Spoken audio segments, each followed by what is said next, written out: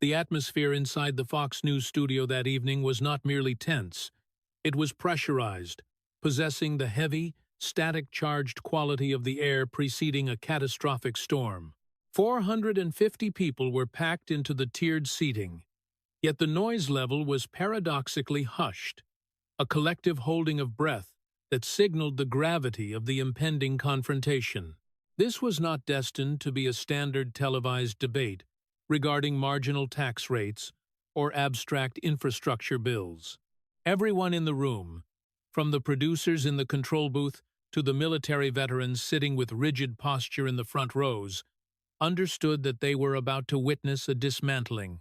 Ilhan Omar had walked into the building with the confident stride of a politician who believed she held the ultimate trump card, the accusation of racism. She was prepared to label J.D. Vance a bigot before he could even complete his opening sentence. But the Marine from Ohio had not come to trade insults. He saw before him a congresswoman who had arguably committed the most audacious fraud in modern congressional history, a woman who had possibly married her own biological brother to circumvent federal immigration laws, who had notoriously minimized the September 11th terrorist attacks as a trivial occurrence, and who had stood before crowds in Somalia encouraging them to question their loyalty to the United States. Vance had arrived not with talking points, but with a forensic arsenal: marriage certificates that had been concealed for years, school records retrieved from the chaotic archives of Mogadishu, and family photographs that had been scrubbed from the internet. This was not going to be a debate. It was designed to be a reckoning. Fox News had ostensibly organized the event as a town hall discussion focused on immigration policy and cultural assimilation in America, a framing that provided a polite veneer over the raw, pulsating wound at the center of the discourse. For years, dark clouds of suspicion had swirled around Ilhan Omar, serious inquiries that the mainstream establishment media had largely refused to investigate, dismissing every anomaly as a conspiracy theory or an act of Islamophobia. But the questions remained, stubborn and unanswered. Did she actually marry Ahmed Noor, Saeed Elmi, in 2009 for the sole purpose of committing immigration fraud? Why did a sitting United States representative characterize the worst terrorist attack on American soil with the dismissive phrase, "Some people did something"? How did a politician earning a statutory salary of $174,000 annually amass a fortune worth millions, while simultaneously funneling nearly $3 million of campaign funds into her husband's private consulting firm? And perhaps most chillingly, why did she traffic in anti-Semitism so vile that her own Democratic colleagues were forced to condemn her twice through official House resolutions? J.D. Vance had spent 3 relentless weeks preparing for this specific night. He had eschewed the typical politician's preparation of memorizing sound bites.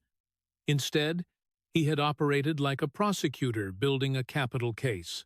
He had obtained certified physical copies of marriage licenses from Hennepin County, Minnesota. He had secured verified enrollment logs showing Omar and Elmi with identical parentage. He had screenshots of social media posts from Omar's own blood relatives, referring to Elmi as brother in both English and Somali. He had tax documents, campaign finance rulings, and video archives.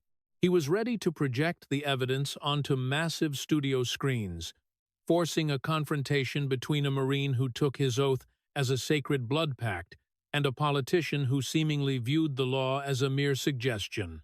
The energy in the room shifted perceptibly when the doors opened. Omar's section of supporters, a small but vocal minority, sat clustered together in a defensive phalanx, wearing hijabs and clutching pre-printed signs denouncing Islamophobia. They looked defiant, yet there was an undercurrent of unease in their body language, a recognition that they were deep in hostile territory.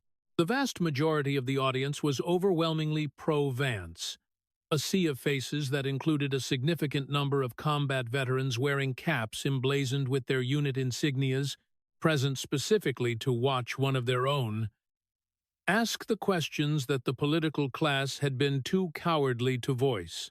When Ilhan Omar entered the stage first, the reaction was a jarring dissonance of scattered, enthusiastic applause from her supporters and a sustained, low-frequency rumble of boos from the rest of the room. She wore a brightly colored hijab and an expensive, tailored suit, carrying herself with the defiant pride of someone who had weathered years of controversy by categorizing all opposition as bigotry. She looked prepared to deploy her standard, impenetrable defense strategy. Deny nothing specifically, attack the motivation of the questioner, and hide behind the shield of identity politics. She assumed this tactic, which had protected her for 5 years in Congress, would work tonight. She had catastrophically underestimated J.D. Vance. 30 seconds later, Vance emerged from the wings. The roar that greeted him was primal, a wave of sound that lasted nearly 4 minutes and shook the lighting rigs overhead. At 39 years old, with the bearing and haircut of the Marine he had been, he wore a simple, dark suit that seemed to absorb the studio lights. He carried no props, no water bottle, only 3 thick, color-coded binders, which he placed next to his chair with a deliberate, audible thud that resonated through the microphones. The visual contrast between the two antagonists was immediate and stark. She looked like a celebrity politician prepared for a narrative of victimization. He looked like a lead investigator arriving at a crime scene with the smoking gun.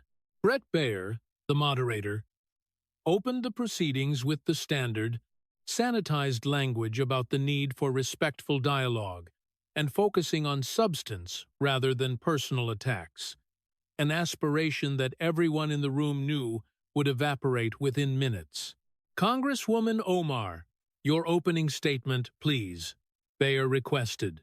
Omar leaned into her microphone, deploying her practiced opening with a cadence that her supporters found authentic and her critics found gratingly rehearsed.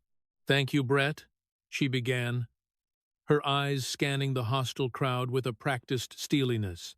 "I am here tonight because certain people in this country refuse to accept that a black, Muslim, refugee woman can serve in Congress and represent Americans.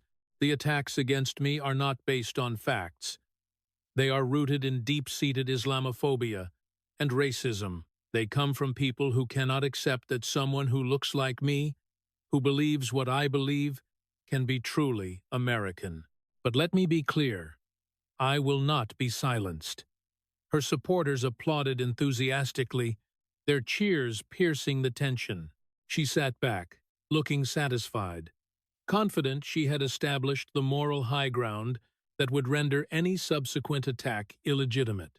Vance looked at her for a long moment, his expression hovering somewhere between pity and contempt. When he finally spoke, his voice was calm, carrying that slight, unmistakable Appalachian accent that marked him as genuinely of the working class, rather than a performer adopting a persona. "Congresswoman," he began, ignoring the audience completely and locking eyes with her, "I'm not here to talk about theories. I'm not here to talk about speculation or your identity. I am going to talk about evidence tonight. Documents, records, your own statements. And I am going to ask you direct questions that require yes or no answers." He reached down and opened his first folder. The movement was slow, deliberate. The massive studio screens behind them suddenly lit up with a high-resolution image that made Omar visibly stiffen in her chair. It was a marriage certificate from Hennepin County, Minnesota, dated February 12, 2009.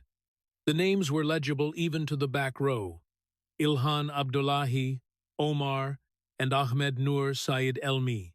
"Let's start here," Vance said, gesturing to the screen where the legal document loomed like a monolith. "This marriage certificate is official. It is undeniable. It binds your name and Ahmed Nur Said Elmi's name together in legal marriage, documented by the state of Minnesota. He let the image sit there, burning into the retinas of the millions watching at home. The silence in the studio was heavy, uncomfortable, and absolute. You came to America as a refugee in 1995, Vance continued, his tone shifting to a conversational but firm narrative style. You were 12 years old. Somalia was in chaos, consumed by civil war. Your family fled the violence, and America took you in. This country gave you safety when your own could not. It gave you an education. It gave you opportunity. Eventually, it gave you citizenship and even elected you to Congress, making you one of only 435 people chosen to represent over 300 million Americans. He paused, allowing the weight of that American generosity to settle over the room before pivoting sharply. So, let's talk about Ahmed Nur Said Elmi. This man you married in February 2009. Omar's face had drained of color beneath the studio makeup. She knew exactly where this line of questioning was heading. And, for the first time, she realized she had no effective countermaneuver prepared because she had never been forced to actually answer this question in a forum she couldn't control. You married him on February 12, 2009, in Minneapolis, Minnesota. That is a matter of public record. Yes or no? Vance asked. Omar tried to deflect, shifting in her seat and leaning toward the microphone. My personal marital history has been the subject of obsess. Yes or no? Vance interrupted, his voice cutting through her evasion with the precision of a knife. Did you marry Ahmed Nur Said Elmi on February 12, 2009? She looked at the screen, then at the moderator, realizing she couldn't deny a document that was visible to the world. Yes, that marriage occurred. But, thank you, Vance said, reclaiming the floor immediately. Now, let me show you why millions of Americans believe Ahmed Nur Said Elmi is your brother. The screens changed instantly. The marriage certificate was replaced by old, yellowed documents covered in stamps and handwritten notations. Vance walked from his chair toward the screens to narrate the evidence, adopting the demeanor of a professor explaining a complex theorem. These are school enrollment records from Mogadishu, from before you came to America. Researchers spent months obtaining and verifying these documents. They list students and their parents. He pointed to a specific line on the projection. Here is Ilhan Nur Said Elmi, listed as a student. The parent names are Nur Said Elmi and his wife. And here, he moved his hand down the list.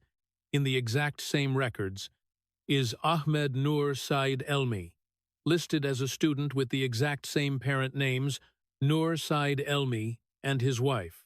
He turned slowly to face Omar, his back to the audience.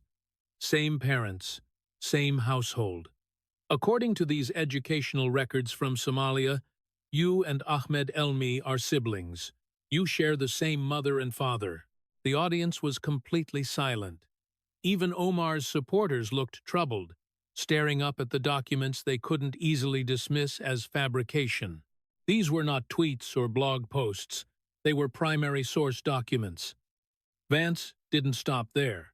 He pulled out photographs next, and they appeared on the screen, grainy but unmistakable images, clearly taken decades ago. They showed a young girl who was undeniably Ilhan Omar, and a young boy standing together in family settings, playing together, standing arm in arm.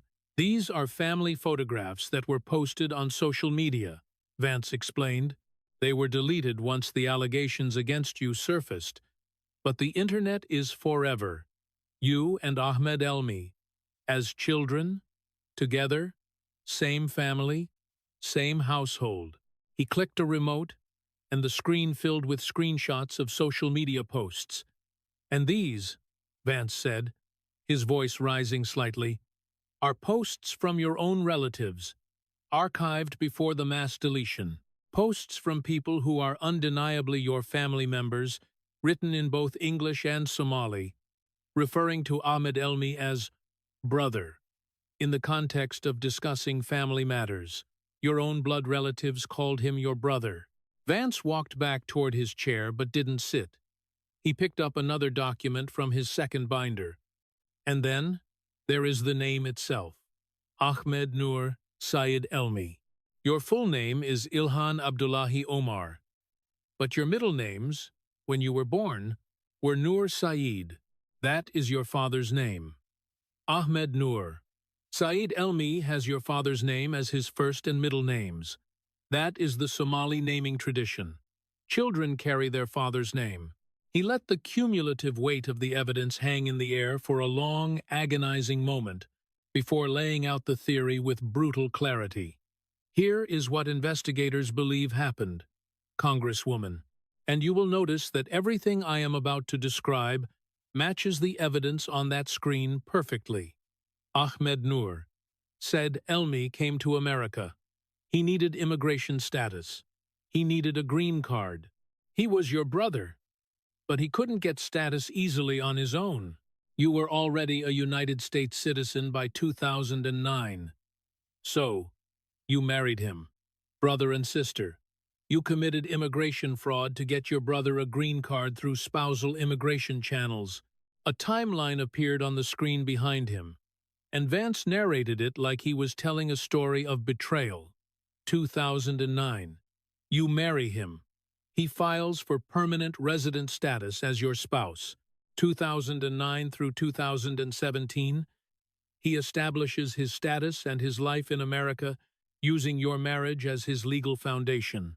2017. Once he is completely established and his green card is secure, you divorce him. 2018. You legally marry Ahmed Hirsi, the man you had actually been with all along, the man who is the father of your children. Vance pulled out the most damaging financial evidence yet tax returns. But here is where it gets really fraudulent. During the years you were legally married to Ahmed Elmi, from 2009 to 2017, you were also filing joint tax returns with Ahmed Hirsi, a completely different man. You had two husbands for tax purposes. That is tax fraud. On top of immigration fraud, he gestured to a document from the Minnesota Campaign Finance Board. The state of Minnesota investigated this. They found violations. They fined you $3,469. You paid the fine. That payment is an admission that something was legally wrong with your tax filings during your marriage to Elmi. Vance walked closer to Omar's chair. She sat frozen, her eyes darting between the screen and the man dismantling her career in real time. She was unable to mount an effective defense against documents, dates, and official records.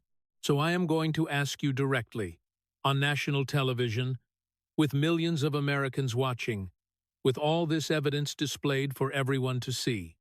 He paused. The silence was absolute. You could hear the hum of the studio lights. Is Ahmed Nur Saeed Elmi your brother? The question hung in the air, a physical presence in the room. Everyone waited. This was the moment. Omar's face flushed a deep, angry red. She looked at her handlers off stage, then back at Vance. When she finally spoke, it wasn't an answer. It was a retreat to safety. These disgusting smears are rooted in Islamophobia and racism. They have been investigated and debunked by, "That is not an answer." Vance cut her off, his voice hard and commanding. I asked a simple yes or no question. Is Ahmed Nur Saeed Elmi your brother? I will not dignify yes or no. Vance's voice had that command tone that Marines learn in boot camp, a tone that demands immediate compliance. Is he your brother? Omar wouldn't answer. She pivoted again, attacking the question itself as racist, calling the evidence fabricated, dismissing the whole line of inquiry as bigotry. Vance let her finish, let her expend her energy, and then delivered his response quietly but firmly. "You won't say no. That is what everyone needs to understand. I didn't ask a complicated policy question. I asked if a specific man is your brother, and you refused to say no."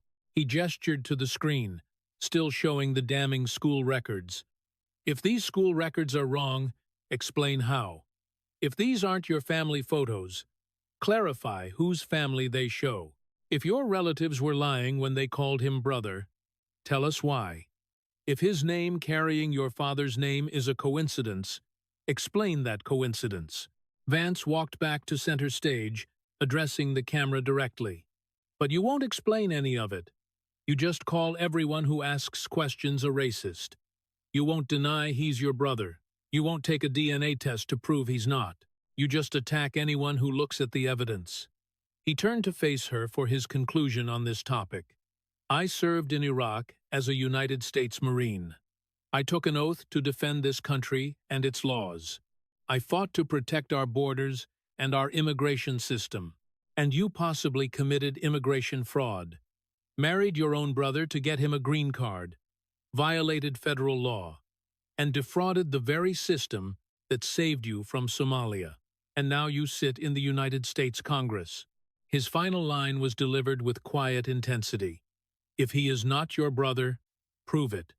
Take a DNA test. Show America the results. Release your full immigration records. But you won't, because you can't, and your silence tells us everything we need to know." The applause that had erupted following Vance's challenge regarding the DNA test died down, replaced by a restless, murmuring silence. The air in the studio felt thin, stripped of oxygen by the sheer weight of the unanswered question. Ilhan Omar sat rigidly, her eyes fixed on a point somewhere above the cameras, refusing to engage with the visual evidence of the school records that still glowed on the massive screens behind her. She had expected a debate about policy nuances. She was currently trapped in a forensic dismantling of her biography. Vance did not give her time to recover, nor did he allow the moderator to intervene with a commercial break. He was already reaching for his second binder, his movements precise and economical. He flipped a page, and the projection screen behind them shifted instantly from the granular details of Somali school records to a single, stark date that every person in the room recognized immediately. September 11th, 2001. The date hovered there in white text against a black background, unadorned and imposing. Vance stood up, leaving his notes behind for a moment, and walked to the edge of the stage. The change in his demeanor was palpable. The sharp, prosecutorial edge he had used during the immigration questioning softened into something more somber, more personal, and infinitely more dangerous for his opponent. "I was 17 years old that day," Vance began, his voice quiet, forcing the audience to lean in. The room went deathly silent. This was personal. "It was my senior year of high school in Middletown, Ohio. Like everyone else in this country, I watched the news. I watched the second plane hit live on television. I watched the towers fall. I saw fellow Americans jumping from burning buildings because staying inside meant burning alive." He paused, and in that pause, the collective memory of a nation seemed to fill the room. The ash, the sirens, the disbelief. "I joined the Marines partly because of that day," Vance continued, his voice thickening with emotion but remaining steady.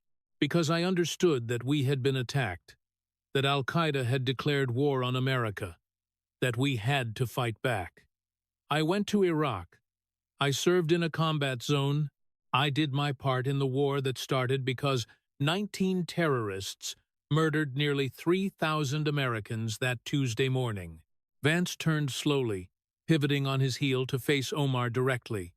The sorrow in his eyes hardened into cold steel. "So, let's talk about how you described September 11th. The screen changed again. It was now playing a video clip of Omar speaking at a Council on American Islamic Relations, CARE fundraiser, in March 2019. In the footage, she appeared relaxed, speaking casually, almost dismissively, about civil liberties and the founding of the organization.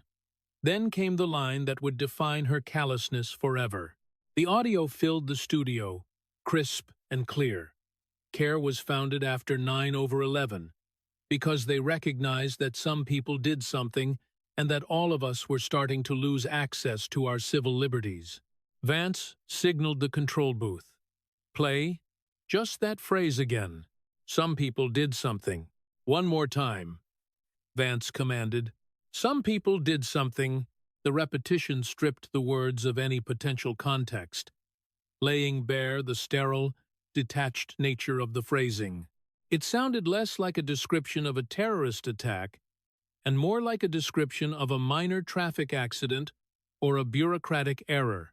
Vance let the echo fade before speaking.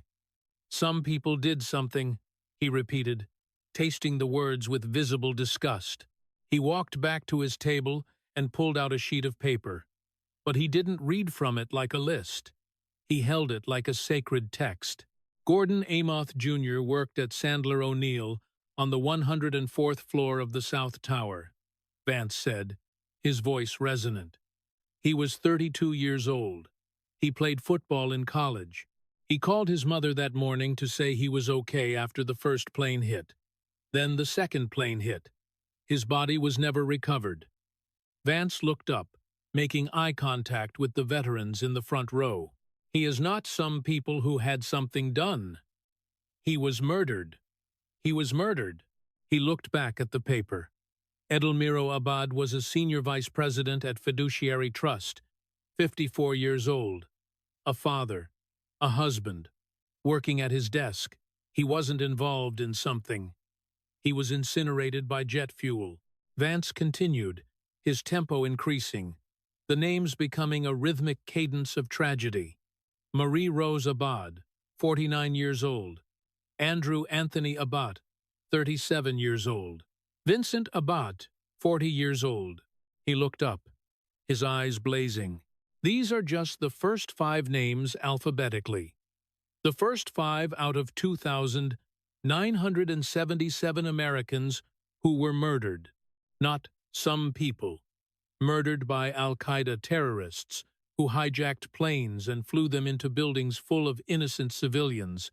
Vance's voice shifted from recounting names to a tone filled with genuine, working-class anger, the kind of anger that comes from seeing the sacred, profaned, 343 New York City firefighters ran into those burning towers while everyone else was running down. They knew the buildings might collapse. They knew they might not see their families again. They went anyway, and they died, crushed under millions of tons of steel and concrete. He pulled out photographs, now images of the burning towers, of people covered in ash fleeing the collapse, of first responders buried in rubble. These weren't some people doing something. These were heroes sacrificing themselves for strangers. He turned on Omar, closing the distance between them. I served with Marines who joined because of 9/11, guys who saw those towers fall and said, "This is my country, and it is under attack, and I need to defend it." Some of them didn't come home. They were killed in Iraq and Afghanistan, fighting the same kind of terrorism that murdered Americans that day. He pointed a finger at her, an accusatory gesture that felt like an indictment. And you called it, "Some people did something," like it was a parking violation, like it was a minor incident, like the worst terrorist attack on American soil was just a thing that happened. Omar attempted to interject, her voice sharp and defensive. That quote has been taken out of context and weaponized by the right-wing media to incite violence against. There is no context that makes that okay. Vance's voice rose to a shout, startling the moderator. There is no context where calling mass murder, "Some people did something," is acceptable. You didn't say terrorists. You didn't say al-Qaeda. You didn't say attack, or murdered, or slaughtered. You said, "Some people did something." He signaled the screen again, showing clips of her defending the statement in various interviews. In each clip, she appeared annoyed rather than apologetic, claiming people were twisting her words. "You never apologized," Vance narrated over the footage. "You never said, 'I should have been clearer,' or 'I should have honored the victims better.' You just attacked everyone who was offended by your minimization of their tragedy." Vance walked toward center stage, carrying the weight of his military service in his bearing.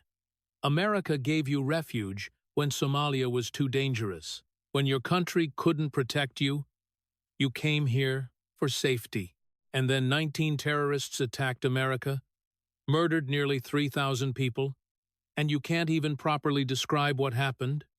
You can't honor the dead. You can't call it terrorism." He let that sink in before delivering his assessment. "I wore the uniform. I fought in the war that came from that day. I lost friends who never came home. And you minimize their sacrifice. You minimize the attack that started it all." He returned to his chair and delivered his final verdict on this topic, looking directly at Omar. "That is not just offensive. That is not just insensitive. That is contempt. Contempt for America. Contempt for the victims. Contempt for everyone who served and sacrificed. You can't even honor Americans properly when they are murdered by terrorists. That disqualifies you from representing Americans in Congress." The silence that followed was profound. Even Omar's supporters couldn't find a defense for those specific words. The audio of her own voice, minimizing mass murder, was irrefutable. But Vance was not finished. He moved immediately to his next attack, giving Omar no chance to reset or regain her footing. "Let's talk about anti-Semitism," Vance said, his tone shifting from sorrow to cold, hard scrutiny. "Because your hatred of Jews is so obvious, so vile, and so consistent that your own party was forced to condemn you, not Republicans, your own Democrats." The screen displayed a legislative document, House Resolution 183, dated March 7, 2019. Omar tried to interrupt, deploying her standard defense. "Criticizing the policy of the Israeli government is not anti-Semitism. That is a distraction used to silence. This isn't about Israel policy," Vance spoke over her, his voice booming. "This is about you spreading classic anti-Semitic tropes that have been used to justify violence against Jews for centuries. Let me show everyone exactly what you said." The screens filled with a series of tweets, blown up to massive size. Vance read them aloud, not with anger, but with the clinical detachment of a researcher exposing a pathogen. February 10th, 2019. Someone asks you why American politicians support Israel. Your response? "It's all about the Benjamins, baby." With a money bag emoji, he let the tweet sit there. "You are saying Jews buy political support with money, that American politicians only support Israel because Jews pay them to, that Jews control politics with cash. That is textbook anti-Semitism. The idea of Jews secretly controlling global events with money is Nazi propaganda.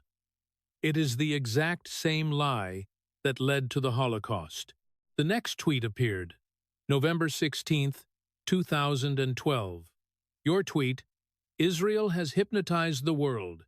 May Allah awaken the people and help them see the evil doings of Israel." Vance looked up from the screen, his expression incredulous. "Hypnotized the world? You are saying Jews have mystical powers to control and hypnotize people? To make the world blind to their evil?" That is another classic anti-Semitic trope. It appears in the Protocols of the Elders of Zion, one of the most dangerous anti-Semitic texts ever written. You aren't criticizing a border policy or a military action. You are ascribing magical, evil powers to the Jewish people. He showed more tweets where she compared Israel to Nazi Germany, where she suggested Jewish Americans had dual loyalty, where she spread conspiracy theories about Jewish influence.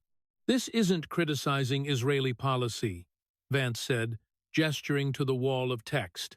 "This is spreading hatred of Jews, using the same language and the same tropes that have been used to persecute them for centuries." Vance pulled out the physical copies of the House resolutions and narrated what they meant to the political history of the United States. "Your own party was so embarrassed by you that they did something Congress almost never does. They passed an official resolution specifically because of your statements. H. Res. 183. The House of Representatives officially condemned anti-Semitism in direct response to your tweets." He pointed to the vote count displayed on the screen. 407 to 23. 407 votes to 23. Nearly unanimous. Democrats and Republicans together. Your own party leadership, Nancy Pelosi, Steny Hoyer, all of them voting to condemn what you said. Vance paused before delivering the kicker. "And then, you did it again. You couldn't help yourself. You made more anti-Semitic statements, so they had to condemn you again." The second resolution appeared, H. Res. 489, from July 2019. A second resolution, 4 months after the first one. Your own party had to officially rebuke you twice in 4 months for Jew hatred. When has that ever happened to any member of Congress in history? He let that question hang unanswered before continuing. You voted against Iron Dome funding. That is the defensive system that protects Israeli civilians from Hamas rockets. You were one of only 9 members to vote no. You weren't voting against offensive weapons. You weren't voting against military aid. You voted against a shield that stops terrorists from killing civilians. Vance's voice took on that Marine intensity again. "I served with Jewish Marines, some of the bravest people I have ever known. I bled with them. I trusted them with my life. And you sit in Washington, spreading conspiracy theories about Jews controlling the world with money." He walked closer to her chair, looming over the desk. "You support BDS boycott, divestment, sanctions. That is economic warfare against the only democracy in the Middle East. You compare Israel to apartheid South Africa. You vote against every measure supporting Israel's defense. You side with Hamas and Hezbollah over a democratic ally." The final assessment of this section came with genuine, visceral disgust. Your own Democrats condemned you twice, not Republicans who disagree with you politically. Your own party leadership was so embarrassed by your anti-Semitism that they had to pass official resolutions rebuking you. That is how bad your hatred is. Vance sat back down, having made his point not with his own opinions, but with the documented condemnations of the Democratic Party. You can't hide behind criticism of Israel when you are spreading the same anti-Semitic tropes the Nazis used. When your own party condemns you twice, that is not a policy disagreement. That is bigotry. Omar stared at him, her lips pressed into a thin line. She had prepared to fight a Republican. She had not prepared to fight the recorded history of her own party's condemnation. The studio was silent, save for the low hum of the ventilation system. The audience was paralyzed by the thoroughness of the exposure. Vance had not just accused her of being anti-Semitic. He had proven that the United States Congress had officially designated her as such. But he was not done. He reached down and picked up the third folder, the one marked Financials. The air in the room shifted again, from the heavy emotional weight of 9/11 and bigotry to the sharp, cold precision of forensic accounting. This was going to be the dismantling of her integrity. The studio remained in a state of suspended animation. The accusations of anti-Semitism, backed by the official seal of congressional resolutions, hung in the air like smoke. But Vance did not allow the audience or Omar time to process the moral gravity of bigotry. He shifted gears instantly, moving from ideology to something far more tangible: money. He opened the third binder, and the massive screen behind him refreshed. A corporate logo appeared sleek, modern, and innocuous. E Street Group, LLC. Below it, a number flashed in bold red digits that elicited an audible gasp from the audience. Lambai Bashawan Mayuan. Let's talk about money, Vance said, his voice dropping to a lower, more conspiratorial register. Specifically, campaign money. Money donated by working-class Americans who believed in a cause. Money that ended up in your husband's pocket. He gestured to the screen. Your husband, Tim Minette, owns E Street Group, a political consulting firm. Since 2018, your campaign has paid his company approximately $2,800,000. Vance let that enormous figure hang in the silence. $2.8 million. It was a staggering sum for a congressional campaign to pay a single vendor, but let's talk about how Tim became your husband. Vance continued, because that story involves an affair, 2 broken marriages, and millions of dollars in campaign funds flowing through it all. He pulled out a sheaf of legal documents, divorce filings, and began to narrate them, not as dry legal text, but as a timeline of scandal. 2018. Tim Minette is married to a woman named Beth Minette. His company starts working for your campaign. At this time, you are married to Ahmed Hirsi, the father of your children. Tim's company gets hired. Payments start flowing from your campaign to his firm. A graphic appeared on the screen, a timeline with dates and photos connected by lines illustrating the intersecting relationships. Vance walked the audience through it, step by step. August 2019. Beth Minette files for divorce from Tim. In the official court filing, she makes a specific, sworn allegation. Vance pointed to a highlighted section of the document projected on the screen.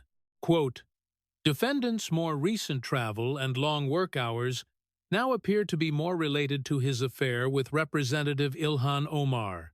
End quote. Vance turned to the audience. This isn't a tabloid rumor.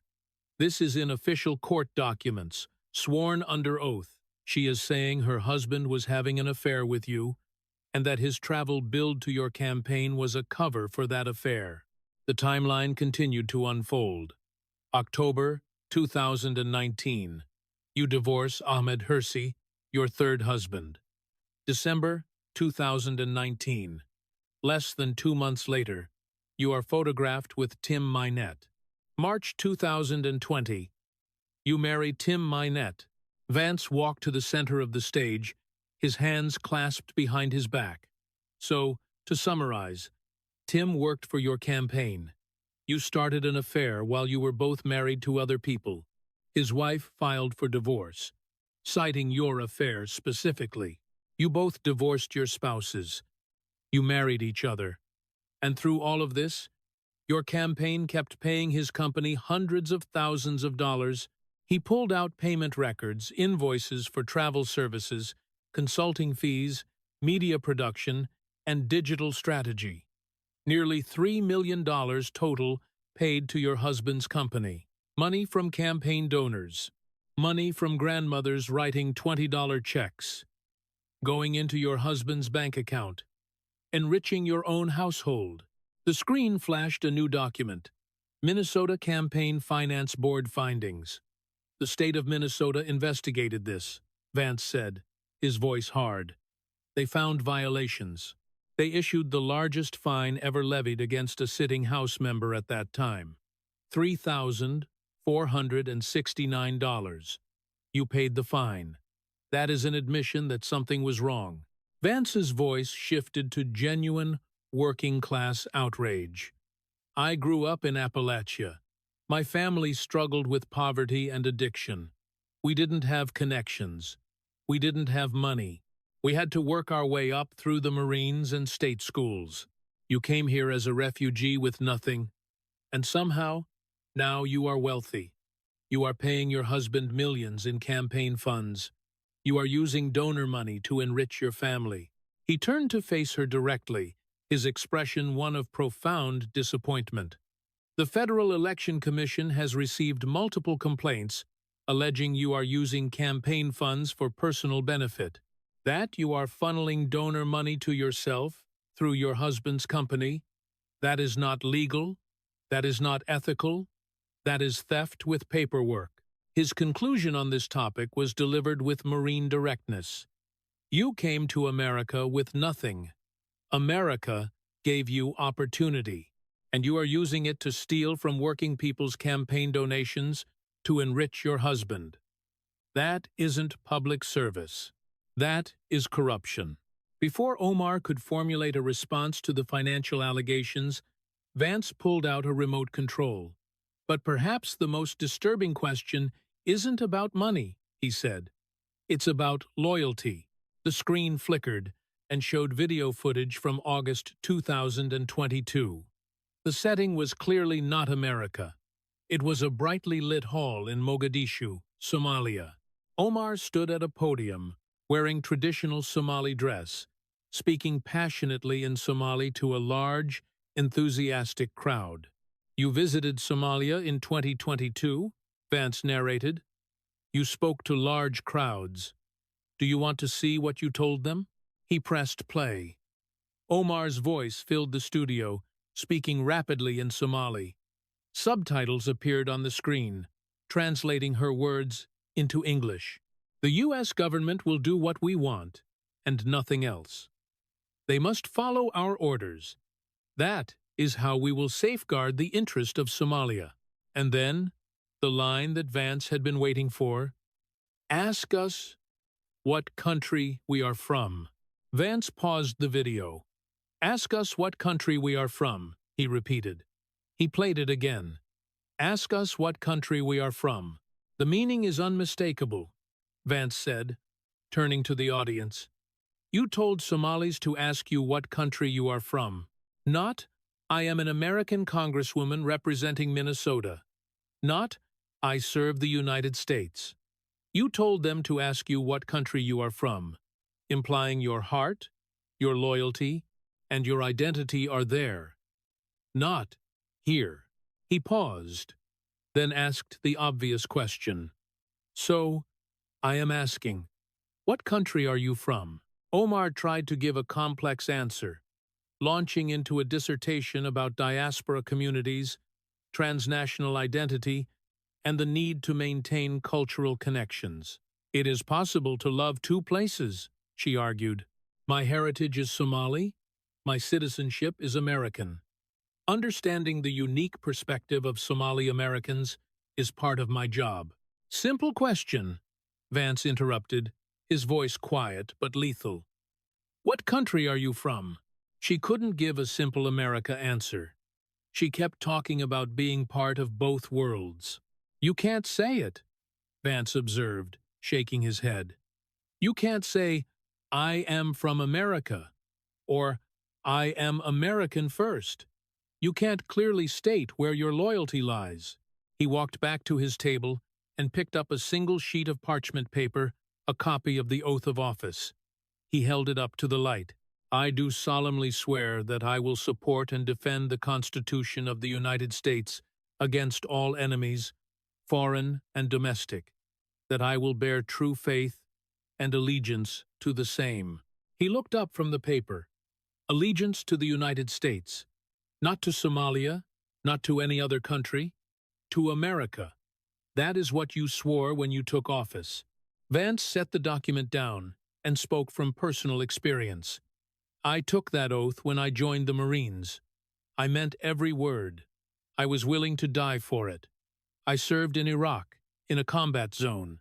That is what allegiance to America looks like. It means putting this country above all others.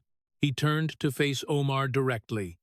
You took that same oath, but you go to Somalia, and you can't clearly say you are American. You tell them to ask what country you are from. You promote Somalia's interests in your speeches. The screen changed to display her voting record, a wall of red NO votes. You vote against American interests constantly, Vance narrated. Against condemning Hamas. Against supporting Israel. Against sanctions on Iran. against defense measures. You side with countries and groups hostile to America over and over again. He walked closer, invading her personal space with his presence. I served one country. I wore one flag on my uniform. I fought for one nation, America. Who are you serving? Because your Somalia speech, your voting record, your refusal to say America first, all of it raises serious questions. Vance's voice became harder, echoing the frustration of millions of veterans. I have friends buried at Arlington Cemetery, Marines who died defending America. They knew which country they served. They gave everything for America. And you are in Congress, you took the same oath, but you can't clearly state you put America first. His conclusion was devastating. America saved you from Somalia. It gave you everything. Somalia couldn't safety, education, citizenship, Congress, and you go back to Somalia and won't even clearly say you are American. The final line came quietly, but with absolute finality. Maybe you are representing the wrong country. The audience was stunned. The accusation of dual loyalty, often a third rail in politics, had been laid out not with insinuation, but with her own translated words and voting record. Vance had painted a portrait of a representative whose allegiance was, at best, divided, and at worst, deceptive. But he had one final piece of evidence, one last video clip that would tie everything together: the terrorism, the betrayal, and the fundamental lack of patriotism. He reached for his final folder. The climax of the reckoning was at hand. J.D. Vance stood at the center of the stage, the studio lights reflecting off the polished floor like a frozen lake. He held the remote control in his hand, a small device that controlled the massive screens behind him, which had thus far served as the unblinking witnesses to Ilhan Omar's past. The audience, now exhausted from the relentless barrage of evidence, sensed that the final blow was imminent. Vance did not disappoint. "I have one last thing to show you," Vance said, his voice deceptively calm. "One last video that tells us everything we need to know about how you view the enemies of this country." The screen flickered to life. The footage was grainy, taken from a television interview years prior. It showed Ilhan Omar sitting in a classroom setting, discussing a college course on terrorism. The interviewer mentioned Al-Qaeda and Hezbollah names that evoke immediate, visceral reactions in most Americans. But Omar's reaction was different. As the names were spoken, she raised her hands. With a mocking, exaggerated expression on her face, she made air quotes with her fingers. "Al-Qaeda," she said, curling her fingers. "Hezbollah." Vance froze the frame right there, her hands raised, fingers curled in dismissive quotation marks, a smirk playing on her lips. "Air quotes," Vance said, staring at the frozen image. "You are making air quotes." He turned to the audience. "I served in Iraq," he began, his voice quiet but intense, vibrating with suppressed anger. "I fought against the same kind of terrorism that Al-Qaeda represents. I saw what terrorists do up close. I lost friends to IEDs, to ambushes, to suicide bombers, Marines who didn't come home because of the same ideology Al-Qaeda spreads." He paused, establishing his credibility on this topic not through politics, but through lived experience in the dust and heat of a combat zone. "And you make air quotes?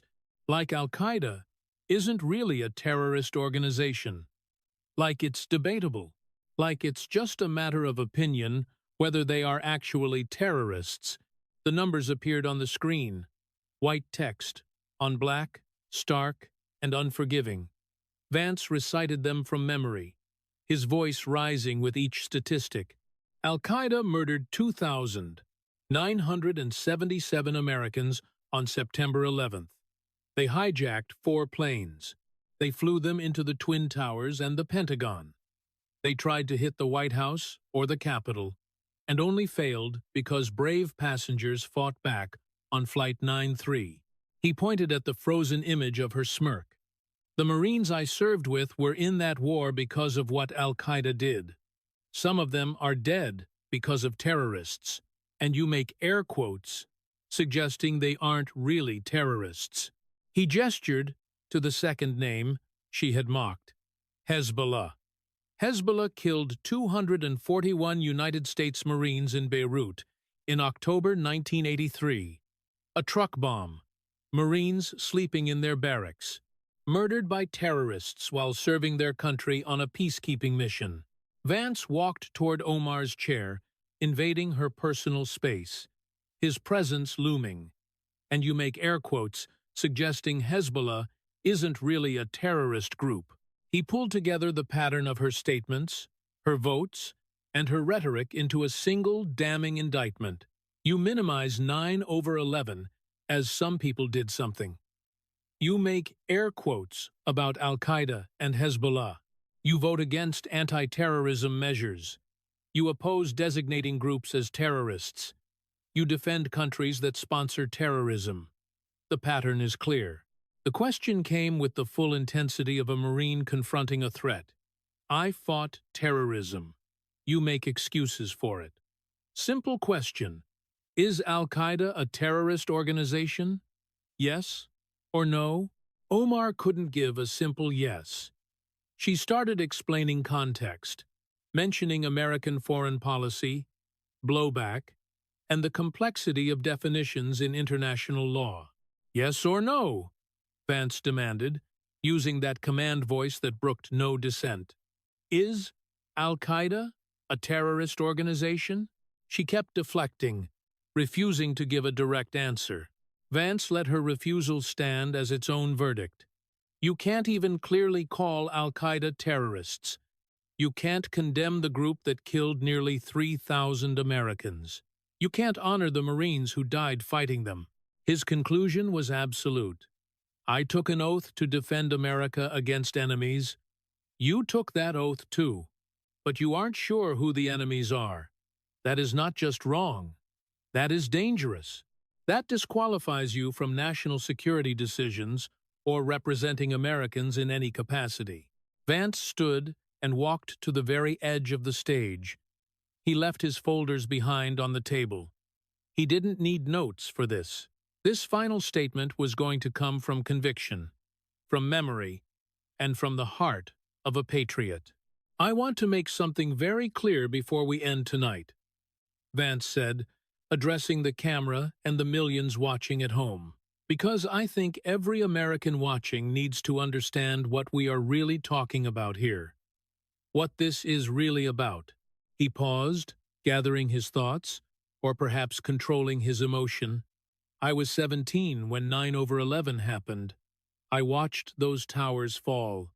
I understood America was under attack. I joined the Marines because I wanted to serve the country that gave my family opportunity, that gave us a chance when we were struggling.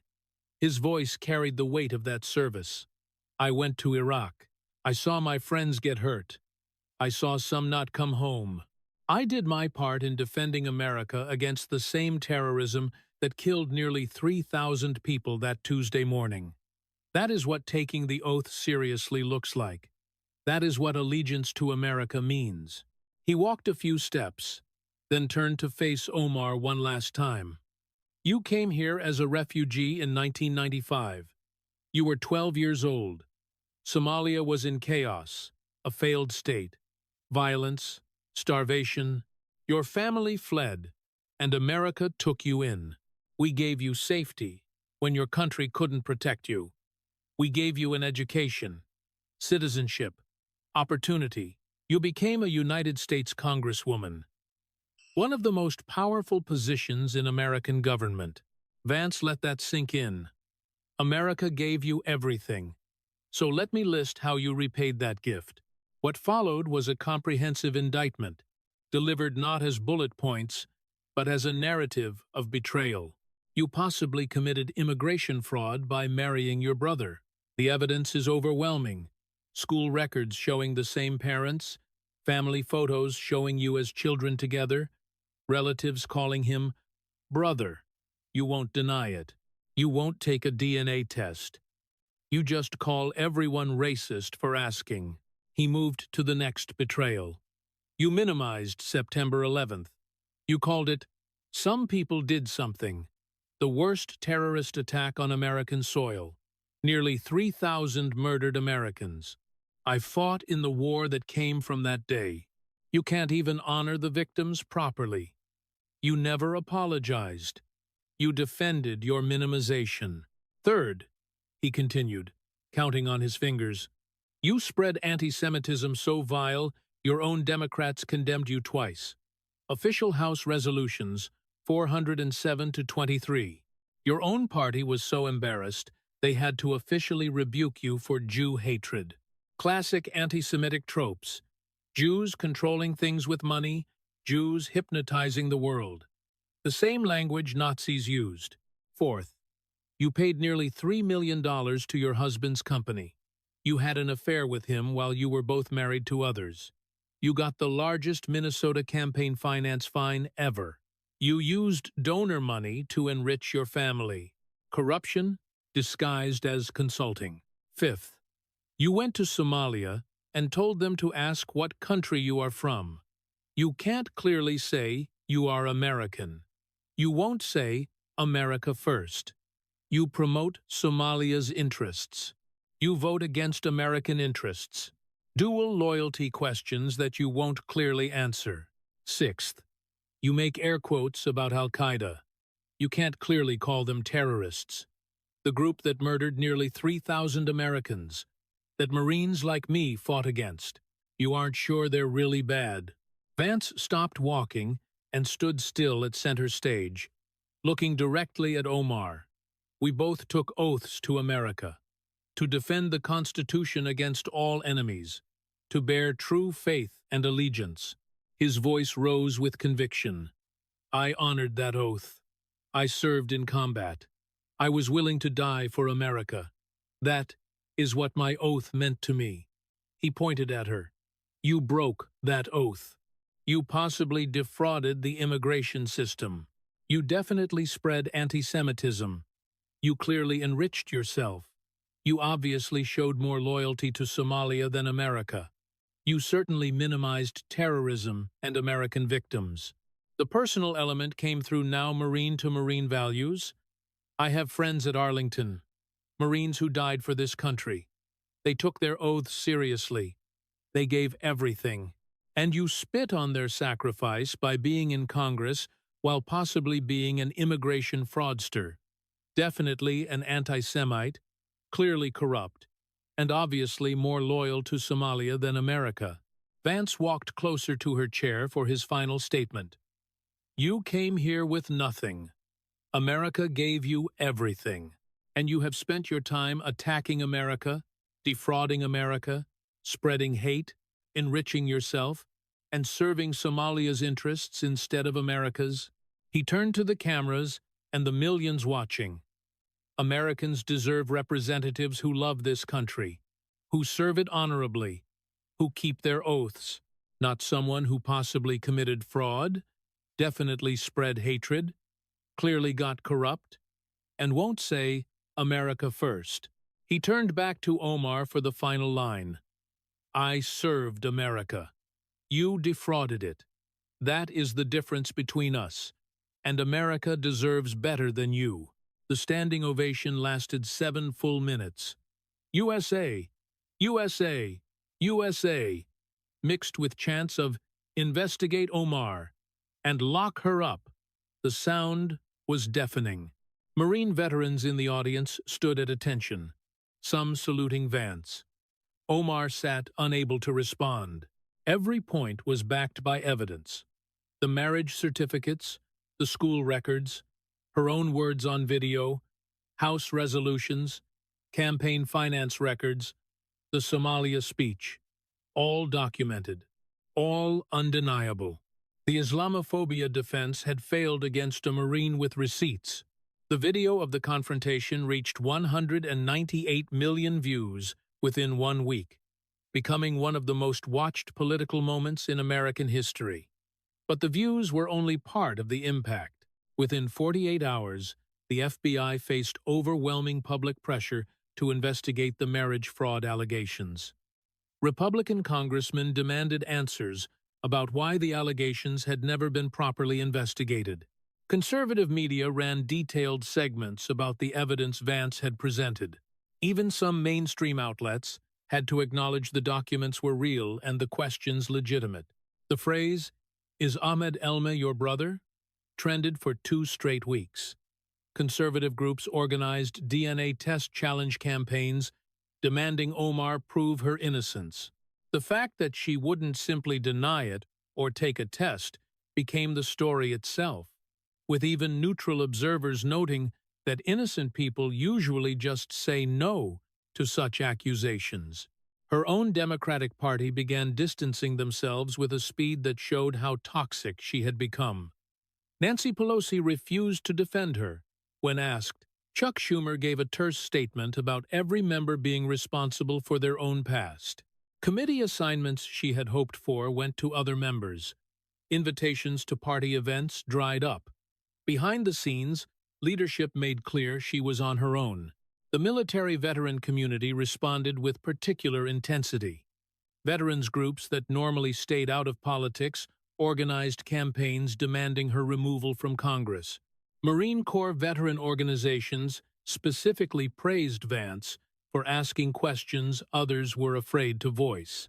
The contrast between a Marine who had served and a Congresswoman who had possibly defrauded immigration became a rallying point. Muslim Americans were deeply divided. Many condemned Omar, saying she embarrassed their community and didn't represent them. Other Muslim members of Congress distanced themselves, with one stating publicly, "Her controversies are hers alone." Some defended her, calling the attacks Islamophobic, but they struggled to explain away the evidence Vance had shown. 6 months after the debate, a moderate Democrat announced a primary challenge to Omar in Minnesota's 5th District. His campaign launch video featured clips of Vance's questioning, particularly the brother marriage allegations and the Somalia speech. His slogan, "America first, not Somalia first." In his first week, he raised $4.2 million from donors nationwide. Polling in her district showed Omar's support collapsing from 61% to 38%. Her unfavorable ratings spiked to 59%. The combination of possible immigration fraud, anti-Semitism, campaign finance corruption, and questionable loyalty had damaged her even in one of America's most liberal districts. 1 year after the debate, facing certain primary defeat and a possible FBI investigation, Omar announced she would not seek re-election to Congress. The statement cited wanting to focus on other ways to serve the community, but everyone understood the real message. Vance had destroyed her politically by asking questions she couldn't answer and presenting evidence she couldn't refute. The Marine had done what the mainstream media never would: asked the uncomfortable questions, showed the uncomfortable evidence, demanded uncomfortable answers. And when Omar tried to hide behind accusations of bigotry, his military service gave him armor her typical defenses couldn't penetrate. This wasn't a debate between competing political philosophies. This was a confrontation between someone who had served America in combat and someone who had possibly defrauded the system he'd defended. Between documented military sacrifice and alleged immigration fraud. Between a Marine's oath and a Congresswoman's betrayal. J.D. Vance had deployed something Omar had never faced before: evidence she couldn't dismiss and credibility she couldn't attack. When she called the marriage fraud allegations racist, he showed marriage certificates. When she tried victim narratives, he showed House resolutions where her own Democrats condemned her. When she attacked his motivations, he pointed to his military service in Iraq. Every defense she had used successfully for years failed against a Marine who had done his homework. The evidence was undeniable, but perhaps most damaging was what she couldn't do. She couldn't simply deny Ahmed Elmi was her brother. She couldn't take a DNA test to prove her innocence. She couldn't clearly say she put America first. She couldn't call Al-Qaeda terrorists without hesitation. Her silence and evasion told more than any accusation could. Vance proved that military service gives moral authority that transcends political correctness. That evidence defeats victimhood narratives. That asking hard questions isn't bigotry when you have receipts. And that America deserves representatives who love the country enough to defend it in combat, not ones who possibly defrauded it to bring family members in. The receipts didn't lie. And neither did the Marine.